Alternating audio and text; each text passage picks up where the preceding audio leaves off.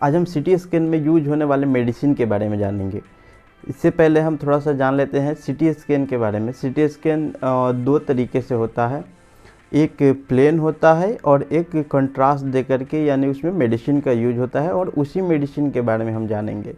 जो plane scan होता है उसमें किसी मेडिसिन का यूज नहीं किया जाता है और उसमें प्लेन स्कैन करके ही सिर्फ पेशेंट को भेज दिया जाता है, उसका रिपोर्टिंग होता है।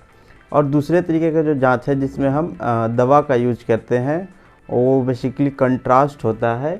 ये कंट्रास्ट होता है और इसी दवा का जो है सीटी स्कैन करने में इस दवा का यूज़ किया जाता है। ये हमारे पास जो है ये ओमनी पैक है 350। ये इसके डिफरेंट कंपनी जो है अलग अलग कंपनी अलग अलग नाम से इस दवा को बनाती है। जैसे कि ये हमारे पास ओमनी पैक है, इसको जी कंपनी बनाती है। इसके अलावा जेनेटिक्स, ओमनी स्कैन या और भी बहुत सारी कंपनी जो है अलग अलग नामों से इस दवा को बनाती है। ये आयोहेक्सोल बेस्ड इंजेक्शन होता है और ये नॉन आयनिक होता है। पहले के समय में जो था वो आयनिक कंट्रास्ट आता था, उससे जो है रिएक्शन के चांसेस थोड़े बढ़ जाते थे। ये नॉन आयनिक, अब जितने भी ये कंट्रास्ट आते हैं ये नॉन आयनिक होते हैं। नॉन आयनिक मतलब कि इसमें जो है आप पहले आयनिक वाले कंट्रास्ट की अपेक्षा इसमें रिएक्शन के चांसेस बहुत कम होते हैं। इसके पहले इस मेडिसिन को देने से पहले किन किन बातों का ध्यान रखा जाता है उसके बारे में हम जान लेते हैं।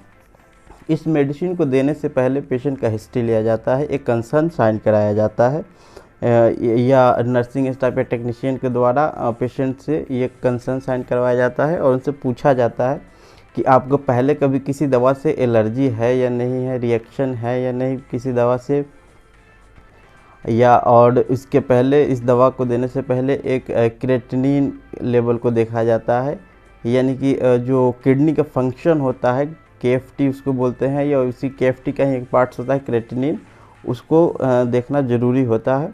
यानी कि ये जो दवा देते हैं अगर किडनी में कोई समस्या है, अगर क्रेटिनिन हाई है तो उस कंडीशन में किडनी जो है इस मेडिसिन को फ़िल्टर नहीं कर पाता है और उसमें जो है ये कंडीशन डेंजर हो सकता है। अगर हाई क्रेटिनिन में अगर दवा का अगर यूज़ किया जाता है तो उसका और वो डेंजर सिचुएशन में पेशेंट जा सकता है, पेशेंट का जान भी जा सकता है इस कंडीशन में।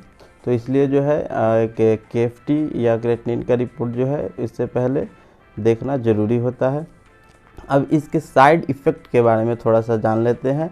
इस मेडिसिन को देने के बाद क्या इसके साइड इफ़ेक्ट हो सकते हैं।